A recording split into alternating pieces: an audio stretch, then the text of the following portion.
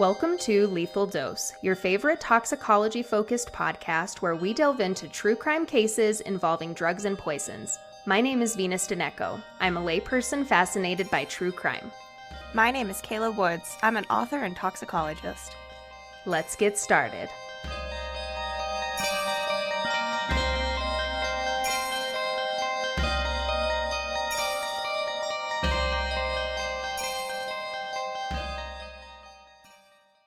Happy 420. Happy 420. Since cannabis and weed is the center of this lovely holiday, we wanted to do a nod, but since you can't die from cannabis and you can't overdose, we're going to talk about its ugly stepsister, spice. Yes, synthetic cannabinoids. You can overdose on marijuana, but it's hard. But that's not to say that cannabis, natural cannabis, is completely safe. Because as you and I always say at the end of every podcast, the dose makes the poison. It's hard to overdose on cannabis or, extracts of the main components, delta-9 THC. It's hard to overdose on them most of the time. I guess I didn't realize that overdosing on weed was a thing at all. Yeah. I didn't know because I had never heard of it, and I just thought you always would just pass out before you overdosed. And I think most people do. I think before you get to the point where you're becoming physically ill in some way, you do just pass out. And, you don't stop breathing, you don't vomit or anything, so you're just asleep. But I mean, the last couple of months, you and I have heard of the chronic poisoning, I guess, with cannabis that's causing the hyperemesis in chronic users. So that would be that would be a type of chronic exposure, chronic poisoning. Yeah, I guess not lethal, but a poisoning of some sort. Right, that's responding to the increased level of cannabis in the body. And there have even been deaths that have been attributed to cannabis in a way that we should be mindful of. I found one website in particular that it just pulled raw data from CDC death reports, which indicated that before 2011, there were, on average, 2 deaths from cannabis poisoning alone every year. And then in 2011, it spiked to about 20 deaths. And I would guess this is because of the availability of legal weed. That makes sense. It's also raw data. Like, they're not doing anything with it. And they cited a 2014 paper that I could only gain access to an uncorrected proof of, so I don't have the final corrected paper. But that paper said that they were, for the first time in 2014, describing full postmortem examined deaths from cannabis overdose. So how can you attribute 2 deaths a year on average to cannabis poisoning and then say, okay, in 2014, this is the first time we're sure that it was a cannabis overdose death? Like, the whole raw data thing was just very weird. Yeah, where did this come from even? So, but I don't want to just be glib about cannabis poisoning and say either, it doesn't kill you. Yeah, so I guess it's not fair to say that it's completely innocuous. Right. Okay. And not only has the availability of cannabis increased in the last decade or so, but so has the potency. True that. Yeah. One study estimated that the average potency of delta-9 THC increased 4% between 1995 and 2017, and that's just in bud. That's just in the plant. So that's not even the fact that we can get edibles and vapes that are much higher potency than bud, because you're expected to eat one gummy and take so many hits, and then you're done. And they are more regulated, and you're supposed to like follow the safety measures that they tell you to, and your edibles and all of that are supposed to have the child safe packaging.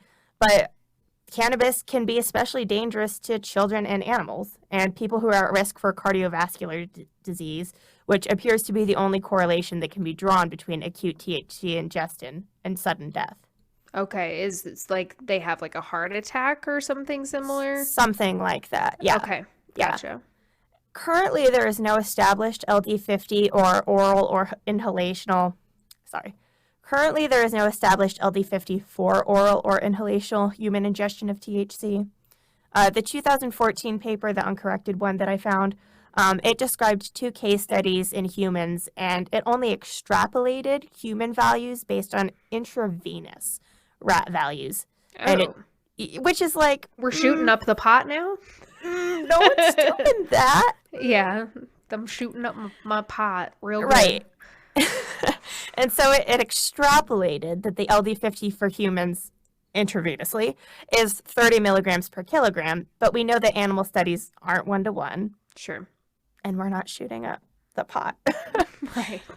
And then for comparison, I just wanted to say that the oral LD50 for THC in mice was 482 milligrams per kilogram. So a metric fuck ton. A metric fuck ton, like a lot. Because like most edibles, like we're in Colorado, most like are 10 milligrams. Yeah. So you'd have to eat like 50 edibles. You'd have to eat a lot. Yeah, you'd have to, yeah. Like, let's see, if it's 482 milligrams and the average person weighs about 60 kilograms, that's still quite a bit. That's still quite a bit. That's a lot. But again, my studies aren't 1-to-1 either, so who knows. But either way, THC is still considered a low toxicity compound. So it's low toxicity, but it is still toxic. And it's definitely safer than spice. So yeah. So there's that. There's that. Yeah, and this episode is going to have more of a microdose feel, so it's going to feel more like the episodes that we do on Patreon for our patrons who are at the $2 and $5 tier. And we still have true crime for those episodes, but it's just kind of a looser feel to it. And more focused on the poison and the down and dirty with it. Exactly. So there isn't as much like a single person or a single crime at the center of this story, and it's kind of more of a broader overview. But I think it's still a good story, and I still wanted to talk about it since 420 is on a Wednesday, and Wednesday is our release day, and it just all works out. So, in December of 2021, last December, 2 people died and 41 were hospitalized in Hillsborough County, Florida. Their symptoms included severe bruising, nosebleeds, bleeding gums, vomiting blood and urine or feces, and unusually heavy menstrual bleeding. The Florida Department of Health warned the public that the individuals who were being treated admitted to using the drug Spice before the onset of their symptoms. Spice is also known as K2, synthetic weed, and a bunch of other drug names. So whenever I see like the slew of drug names that like it's supposedly called on the street, I just feel like I sound like a narc being like, oh, yes, Panama Gold, please. Like, I would never call it that. It's a synthetic cannabinoid. It's synthetic weed. And it's called that, but it's not actually related to the THC containing plant, like at all. So it's a mixture of dried plants that are sprayed with synthetic cannabinoids or neocannabinoids. There's a lot of debate over the vernacular for like, what the hell do we call these things? And these synthetic cannabinoids mimic the THC high. Spice is not just sold in baggies either, like you see on, you know, the after school specials where like someone's buying the Ziploc. Yeah. It's actually sold in dyed packets. So those packets that are sealed like in the factories, and they have that like almost metallic like sheen to them. They look very legitimate. They're sold in gas stations and convenience stores, and they're labeled as potpourri or incense, and it actually says on the packages, not for human consumption, that this is just a total facade to get around the DEA or to attempt to get around the DEA and the FDA. The synthetic cannabinoids can also be distilled into liquid and used in vape pens and then sold that way. But even if it's trying to mimic a THC high or any high at all, bleeding to death does not sound like a fun side effect. Not worth it, maybe? I agree. And that's actually part of the true crime aspect of this, because I'm not looking at this like, oh, it's illegally being sold, it's an illicit drug, and therefore it's true crime. Or somebody's murdering somebody with it. Right. Part of the crime is that the Spice in particular that was hospitalizing people in Hillsborough County and other counties and cities around the United States, part of the reason that was happening is because this batch of Spice was tainted with a substance called brodifecum, first identified in spice in 2018 by the FDA. And after they found it and they were like, oh shit, that's not good, they issued a statement to inform people that this is actually a long-acting anticoagulant, rat poison. Oh, good. Yeah, so that's being used to stretch the spice, or it's just being used to taint the spice. Who's to say if there's actually Or it malicious just intent got or in what? there. Right. Like it just happened like in a lab. Somebody fucked up real bad that Something day. like that.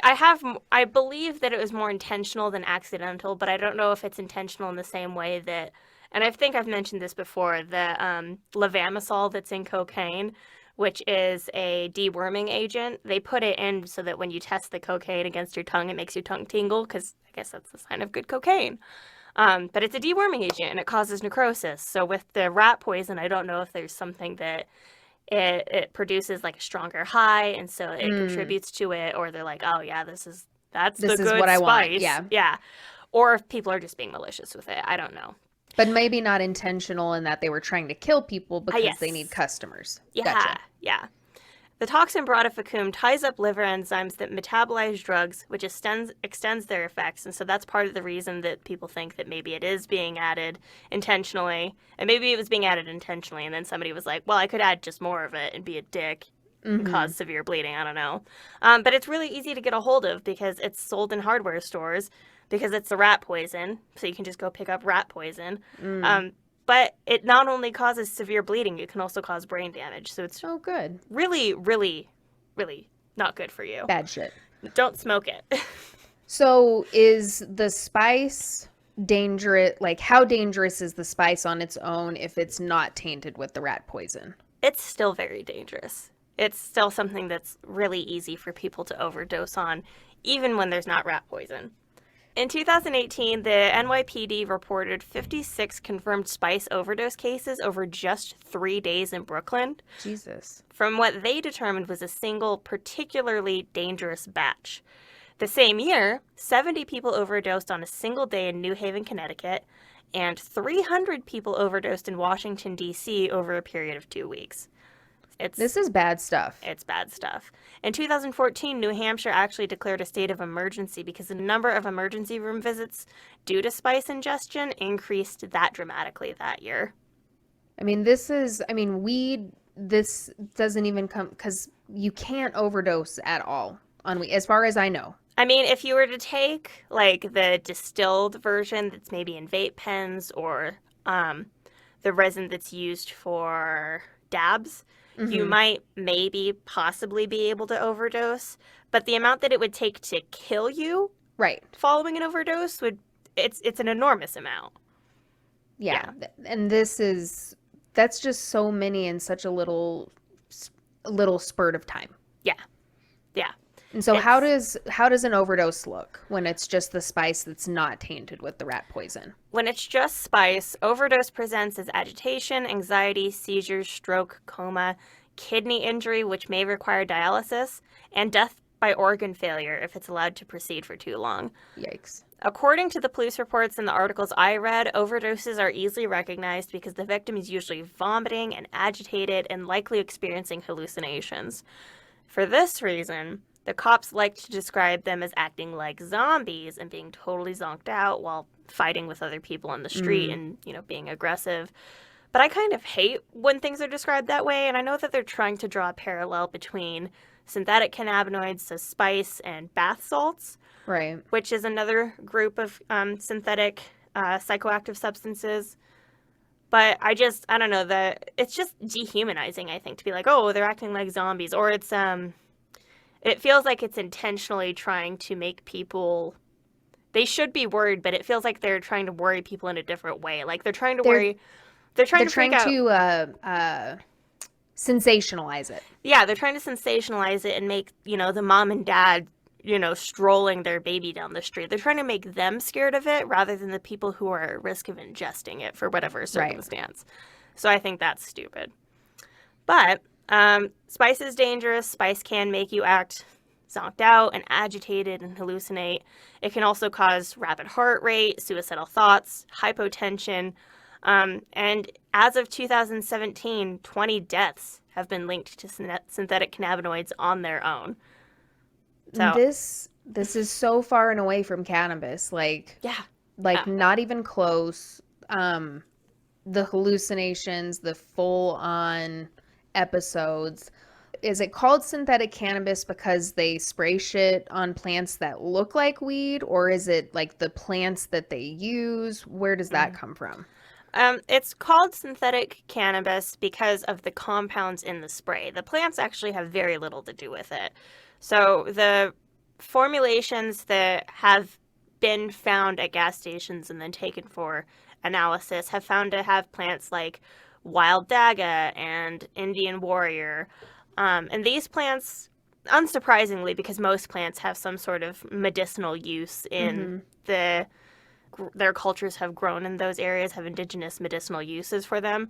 So, like the wild daga, that can be used for hemorrhoids, eczema, skin rashes, things like that. You might be able to ingest it safely, but most of the time, and I don't know who's like trying to corroborate this, but maybe they've found that there are people who think that these plants have psychoactive effects on their own, but none of them that I found have psychoactive effects. I mean, some of them are just like skullcap and rose hips, and those are just like tea ingredients, Right, and they're just essentially. safe. They're safe smokable plants, and so that's why they're using it as kind of a vehicle for the chemical. But I was joking around with the doctor, and he was like, do they use just like literal grass in it? And I was like, Right. I wouldn't be surprised if they did Right. just use literal grass, because they don't care what the plant is that they're using as the vehicle. Just as long as it burns in a bowl. Gotcha. Yeah. As far as the structures, which I said are related, this is a lot like fentanyl and the fentanyl analogs. So, synthetic cannabinoids started in legitimate laboratories that were researching compounds in marijuana, so the actual plant, for medical purposes. So, cannabinol, which is CBN, was first isolated in the 1930s. CBD was first isolated in 1940. And the THC compounds, because there's delta-9 THC and then a couple others that are related directly to it, those were first extracted in 1942. And so after that, then they were like, okay, we know what they look like. We can start figuring out how do their receptors work? How do they individually impact the body? So in the mid-1960s and early 1970s, research into this pharmacology increased markedly. And that may have also had something to do with the drug culture at the time, but who's to say? Sure. Cannabinoid receptors weren't suspected to actually exist until the 1980s, so we didn't think that we actually had receptors specifically for that in our bodies until the 1980s, and then we didn't confirm their existence until the 1990s. And then, once we confirmed them, we knew that we had CB1 and CB2 receptors and how they function. CB1 receptors are found predominantly, but not exclusively, in the central and peripheral nerve terminals, and they mediate inhibition of transmitter release. So they're inhibitive, which makes sense. So the pattern with which they're distributed through the body accounts for the effects of CB1 agonists, so anything that'll hook onto it. So basically anybody who has experience with cannabis will know that they found that the receptors basically match the pattern for how you feel, right? Okay. And so they realized that the pattern for the CB1 receptors reflects insufficient motor activity, a limitation in the pace and range of movements, and that's all just because of the distribution of this specific motor receptor, as well as catalepsy, which is a seizure with a loss of sensation. So you can end up with catalepsy if you just hook on to this CB1 receptor really, really strongly. And this can be induced with cannabis, but not typically, right? Okay. Because we know that cannabis typically does not induce seizure activity. And then they also found that the CB2 receptors exist, but the CB2 receptors don't have as much of the obvious effects that you could see in animals and that are reported by human users. CB2 receptors mainly occur on the immune cells. And so that's mostly just interesting to be like, oh, is there anything that we can exploit here as far as like immune research, or maybe not pain relief, but something related to pain relief if you're undergoing some sort of chronic illness. So that's what the CB2 receptors were for. Okay. And then they actually, after that, to me at least, the logical step that they took was, well, if we have these receptors that are basically lock and key for these cannabinoids, do we have endogenous cannabinoids? And it turns out that yes, we do actually have endogenous cannabinoids. And What so, is endogenous? oh, endogenous means that we make it in ourselves. Got it. Okay. And so once they found that, and once they had that structure, they were able to say we have the structure of CBD, CBN, THC, and now this endogenous cannabinoid. And so we can just like take these structures and we can just run with them and see what else we can do that's a similar lock and key to these CB1 and CB2 receptors. And so then how did we get to the synthetic part of things? Were they just like, well, let's see if we can make this because we're scientists and we want to play God?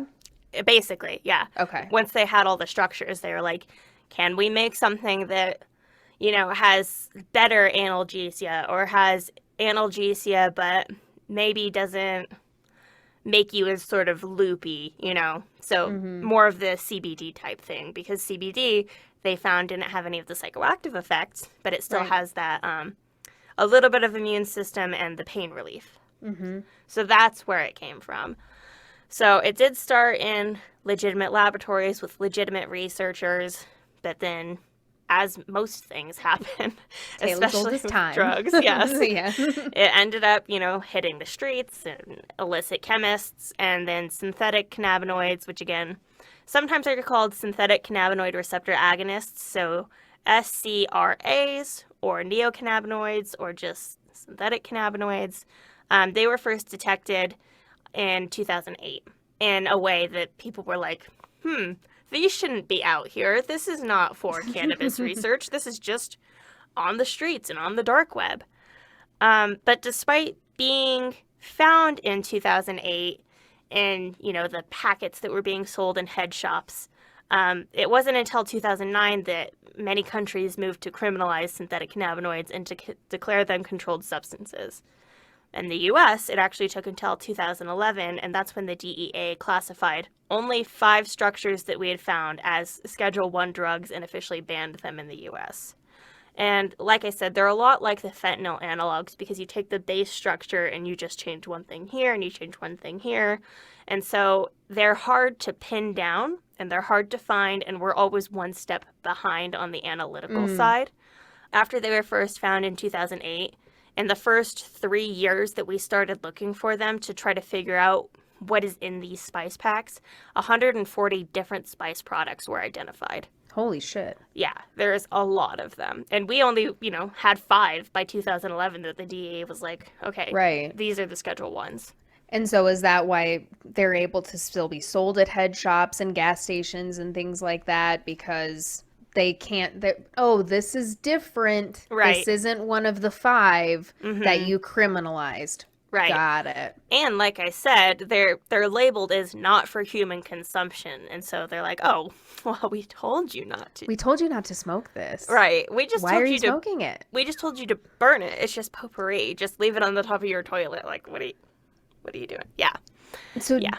Do we know anything about how they're advertised? Like, did they have a rating, like, of how potent they were? Like, I mean, back in the day when I was in high school and there were the chronic and the kind bud, you know, we didn't know the THC ratings like you do now when you go into a dispensary. But was there anything like that? Or is it just a wild card of like, this is spice, get fucked up, see how it goes? Well, since it's sold as potpourri and incense, like, not at all. Not at all. Not this one smells heavily. Like super duper smelly shit. I've never seen that. Actually, the only packets that I can think, because they actually did do some research on this at the school I went to for grad school, and I think they might have been in conjunction with the coroner's office here. I don't entirely remember because I wasn't on the research group, right? I just remember seeing the poster that they had, and on the poster there was a picture of like these packets, these metallic packets I'm talking about, and a lot of them are sold as Scooby snacks, and they have a picture of Scooby-Doo on them. Copyright. I know, right? I'm very confused by much of this, but it doesn't say anything about how it smells. It doesn't say anything about like anything. It's just Scooby snacks, potpourri, not for human consumption. It was actually kind of a confusing poster to like walk by every day. So I did read it at one point to be like, what the fuck am I even looking at? But Well, and it yeah. just, I don't know, this is one of those things like where you're like, I just want to get fucked up, so let's Yeah. go. Like Yeah. the consumer is non-discriminatory. Kind of. Yeah, you kind of have to be. If you're to the point where you're like, I need something, and this is what I've chosen. And part of the reason that people do choose this is because they believe that it doesn't show up on drug tests. And so people who Mm. would perhaps typically use weed, but they, think, oh, it's just synthetic weed. And I know that the synthetic weed is sold in the Scooby snacks, whatever. I know where to get it. They use it thinking they'll get a similar high, and they won't have a drug test that shows up, you know, in random drug tests for work or random drug tests for probation or random drug tests for the military. And so that's where some of these populations are. Yeah, that's where I first heard about it. It was around 2010, Mm-hmm. and I worked for a company whose clientele was primarily young enlisted folks, Mm-hmm. and they were very hot to trot about the spice. And it was the people who like to smoke weed, but because they're in the military, they couldn't. And Mm-hmm. this was the same time that Four Loko was really big. Yeah. And I mean, I just remember hearing like, oh yeah, where's Smokey at? Oh, he got fucked up. He had a real rough night. He did some K2 and he was having Four Locos and he's in hospital. But they Yeah. all loved it because they knew they wouldn't get it popped on a drug test. Right. Like, Right. And actually, what I was reading was in 2011, they did a like self-reporting of high school students. mm-hmm. 1 in 9 high school seniors in this report admitted to using K2 or spice, and that made it the second most prevalent illicit drug after marijuana at that time. So that's totally Oh wow. unsurprising. Yeah. But one of the original chemists who designed some of the synthetic cannabinoids for research purposes, he actually said he wouldn't imagine why anybody would try it recreationally because it's just like playing Russian roulette because you don't know which synthetic cannabinoids it's going to be. You don't know how much of the synthetic cannabinoids it's going to Right. be. And yeah, you're probably going to be mixing it with alcohol. It's pretty often mixed with alcohol because people do like to have that polydrug interaction. And that is a terrible idea because mixing things with alcohol is typically never good. But you But don't you know really what, don't know what you're gonna get. yeah, you don't know what you're mixing it with. Yeah, that sounds dangerous. Like I like too much control. To know, like to just be like, yeah, let's see what fucking happens, guys. Let's go. Like, well, and especially like if you're getting it from a gas station, there's no, I mean, and this is with a lot of black market stuff, but like Hmm. there's no regulation, so you really don't know how strong it is, what you're gonna get. That's where it gets dangerous because if you have some kind of tolerance to it, Hmm. maybe, but still, like, I don't even know if that's the thing with this because there's so many, if there's like 140 different types, Yeah.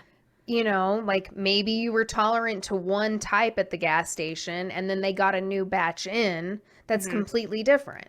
Yeah. Well, and I think now I'm recalling, I think I actually remember somebody talking about this at one point where it's just sprayed, like you just have these plants and they're just sprayed like with a spray gun or with a spray nozzle. And so that's part of the reason that the potency is different is because maybe this one Mm, got sprayed a lot and this one didn't get sprayed very much. And so even if you do have some sort of tolerance, the next batch might be more potent. The next batch might have cannabinoids, synthetic cannabinoids that is, that are more concentrated in the solvent that you're spraying on it, mm-hmm. which the solvents are never just like water either. The solvents are some sort of alcohol that may or may not have something else going on in it. I mean, if it's just like rubbing alcohol, it'll dissolve away, but I don't know that that's the solvent that they're using either. So now you have this solvent interplay for these polydrug interactions.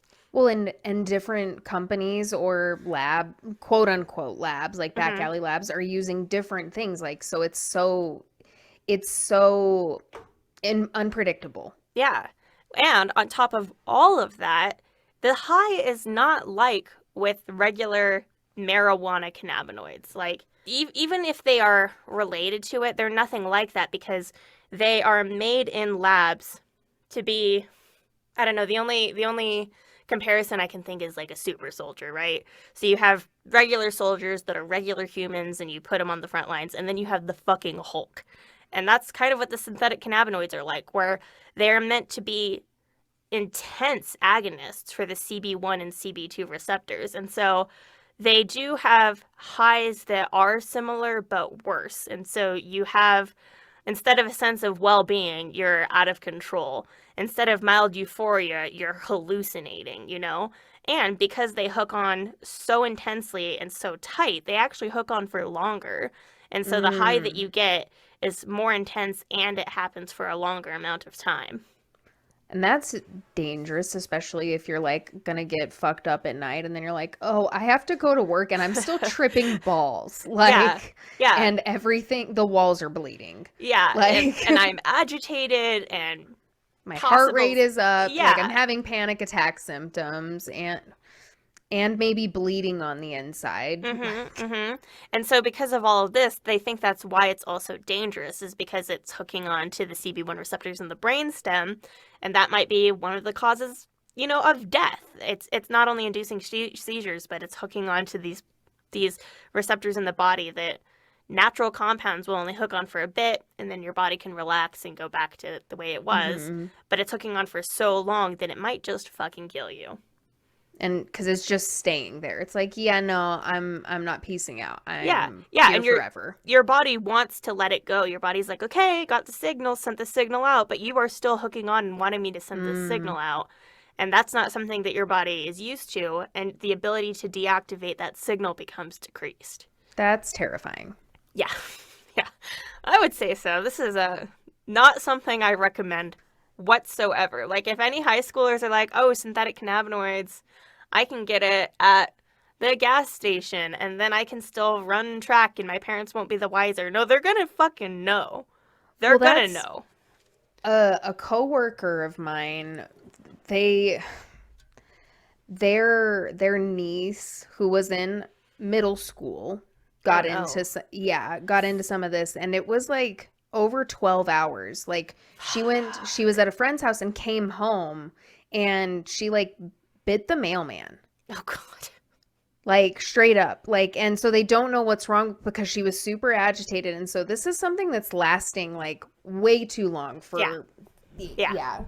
Mm-mm. No, Yeah, and I thank mean, you. I know that like THC edibles last a long time, but that's all route of administration, and Right. yeah, And it's this is and so different. and I guess I like this is smoked, right? I guess I just assumed Yeah, that. no, this is smoked. So this is typically smoked or vaped because there is the Okay. vape Oh, right, right, option. right. But I did find that apparently there's illicit gummies that you can Oh. get. And like Oh. we're clearly reporting from Colorado, so a state that has legalized it at least on the state level. So I've never seen nor heard of illegal illicit gummies. I don't even like that. It's just so weird to me that you could like talk to somebody on the street who will hand you a bottle of gummies and be like, Yeah. yeah, whatever. And then I think it's the same thing. I think it's these synthetic cannabinoids that get you to like really fucked up and have killed people. The gummies themselves have killed people, That's insane. right? Yeah, if you want gummies, just go to Go to a the dispensary. weed shop and it will be actual weed and you'll know how much is in each gummy and you'll pop hot on tests, but like you won't die. It seems like that's a good reward. Um, I like it when I don't die. Yeah, I prefer it when I don't die. Well, and I mean, and you'd think that it'd kind of scare people straight. Like, I mean, the only reason I knew about it was because of the soldiers whose friends had had bad experiences. Right. Like, but I've never heard this talked about in the news in our local area. Like, I think that this is something that's super underreported. Like, and so I Yeah. think that the dangers of it, um, they're not well known, you know? But maybe that's just in this area. I don't know. I don't think that this is something like my mom doesn't know what this is. Right. You know, like I don't think that it's something that everybody knows about. Right. Well, I don't know. It's hard to say. I mean, I don't think that it has to do necessarily with the fact that it's legalized here, which would be my first instinct, is like, oh, synthetic cannabinoid use is down because weed is legal in Colorado. But because most of the time they're taken to get around urine testings and just like Mm-hmm. basic urine testing, for like I said earlier, like getting a job or something like that. Mm-hmm. It is not, as far as I know, on those tests, and neither is bath salts and things like that. Like, I'm pretty sure those aren't on it. They're just testing for basic things like weed, opiates, amphetamines, things like that. But I did see that in states that have legalized weed, opiate use is down. So, like, all the opioids that you could get Mm-hmm. illicitly and all the fentanyl analogs, those are down in places where weed is legal. So I don't know. Maybe it's two different like sects of people who are using, and the one who was using it, the opioids, they're like, oh, I want it for pain relief. Weed is legal now. I'll just go pay, you know, super high taxed weed, and I won't fucking die because it won't be Right. laced with fentanyl or Right. synthetic cannabinoids. Whereas with the synthetic cannabinoids, it almost seems like it is more of a recreational thing to a point, and they're like, well, it's not worth it if I'm going to pop hot, but literally you will fucking die, so it's Yeah. not worth it. Don't do it. Don't do it. Yeah, yeah. But it can be seen if you end up in the hospital. It can be seen. So even if you don't end up on a test Mm. and you get your job, you get to stay in the military, things like that. If you end up in the hospital, they can do tests. Or if you end up at the coroner's office, they can do tests and they can So those find. do exist now. Yes, because if they're just looking at the structure, they can just look for that general structure. For some of them, I'm sure, at least, and say, okay, yes, we did find synthetic cannabinoids. And even if we are a step behind, analysts are still aware in certain, Mm-hmm. communities that they need to be looking for these things. And so they could look for it in more intense tests, like the ones that I did at the coroner's office, things like that. Well, it's nice that somebody knows to look for it, but it's Hmm. also one of those things like too little, too late if you're looking for it when you're on the slab at the coroner's office. Unfortunately, because who knows if they'll be able to take your blood sample and help other people and backtrack to help the community. I don't Right. know. I have no idea. And I think you're partially right that there is some underreporting because it was hard to find information on this. I mean, I found all of the outbreaks, and a lot of that was just not super sympathetic to the people who were hospitalized and the people who had died. And so it's almost like they're not reporting on it because it's like, well, it's only happening to these people. So Right. it's not a big deal. There was a case where, and I wanted it to be the focus of this episode, but I couldn't find much information on it. This kid, and I can't even remember his name. His name came up in my research. But he was 18 and he had just graduated high school, I think, and he was gonna go to college, and like very normal kid. Took spice, had like hallucinations and the suicidal ideation, and he shot himself. Oh my God. And then his mom found him, I think is the story. His mom found him. His family is totally devastated. They, couldn't have seen this coming because it seems like there was no build up to it. Like he He didn't was have. not a depressed kid. Right, there was Like, no prior suicidal ideation or anything. mm-hmm. And so his family was like, this is a problem. This needs to be addressed.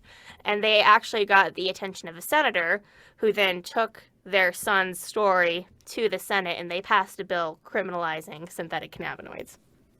But even Gosh. despite the fact that, like, that was a big deal story and it got taken to the Senate, I could not find nearly anything about this kid's story Yeah, because we're just not talking about it. it's well, and it seems like it's because it's not a large population who's using it, like why talk about it? But Mm-hmm. it seems important enough to like, I don't know, have a special or something. Yeah. Like Say get no to some of the synthetic cannabinoids. yeah, like get some of the moms' feathers ruffled about it so that they scare their kids. I don't know. Right. But it's also one of those things like when you're a kid and you feel like you're invincible to the world, you're gonna think like, not me. It couldn't be me. Yeah. So another one of the problems that is closely related to how tight these cannabinoids hook onto the receptors is withdrawal. Withdrawal can be very dangerous because you've had this chemical hooked onto your receptor for so long, potentially every day. I read a case study where somebody was doing it every day just because, withdrawal is the mechanism with withdrawal, I guess, is the same with everything, where something was hooked onto your receptor, your body adapted to that, and now it needs to adapt to it not being on the receptor anymore. And when you have something that's hooked onto it that strongly, it's going to be worse. And so withdrawal can be very dangerous for people. Treatment of withdrawals, treatment of overdoses is hard to manage because there's so many different kinds of synthetic cannabinoids that can be in spice and you never know which it is. So they kind of just have to treat you based on what you come in presenting with. Like treat the symptoms instead of the overarching Unfortunately. withdrawal. So Gotcha. they might give you a benzo for agitation, an anticonvulsant or an antipsychotic, something, an antiemetic, an IV, but that's all they can really do is just treat you for that.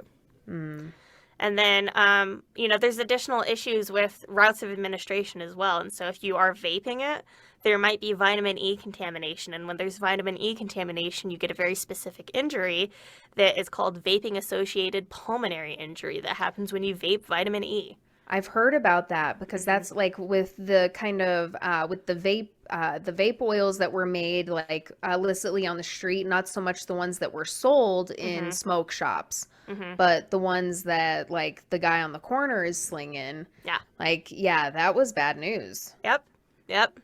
And then to bring it right back around to where we started, if you end up with spice that is tainted with brodifacoum, that anticoagulant, then you need to have coagulant tests to make sure that that's in fact what is happening. And then you are going to be treated with doses of vitamin K and supportive care that will hopefully be enough to stop the bleeding and to make it so that your body starts to coagulate again. Because that's the problem, is that you're just not, coagulating anywhere. But it does have a very high half-life, and so even if you're treated with the vitamin K, as soon as you come in, as soon as you're like, my gums are bleeding and I smoked spice, oops, it can last for weeks. It can be a really long period of treatment that you'll have if that anticoagulant is in the spice. Well, what did we learn here today, kids? Don't do weird drugs. Don't do weird drugs that say that they're incense. Know what you're getting. Just like test your drugs. Right. Don't do drugs from the gas station. Don't do that. Maybe that's a good rule too. Yeah. Anything that you're going to get on the street is not going to be good. Don't eat edibles, even if they look like they're in legit containers. If you don't know where they came from, don't do that. And if you're trying to do something to get around drug testing, maybe get help for your drug dependence instead, because death is not a good alternative to that. It is not. Yeah. So happy 420. Happy 420. If you're going to imbibe safely. Yes. And do the real God-given shit, not this man-made stuff. Exactly. And hopefully we'll see you all, or you'll all hear us in the next 2 weeks, because you didn't do anything nasty. Cheers.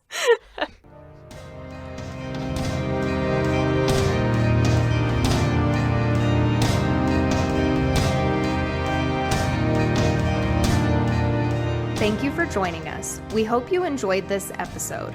Please like, follow, subscribe, and review us wherever you get your podcasts. For more Lethal Dose content, you can find us at Lethal Dose Pod on Instagram, Twitter, and TikTok. For an overdose of content, subscribe on Patreon for exclusive episodes and much more. The show theme is Look Far by our dear wizard friend Fogweaver. More of their music can be found on bandcamp.com. Lethal Dose is created, researched, produced, and edited by Kayla Woods and Venus Deneco. Stay safe, and remember, the dose makes the poison.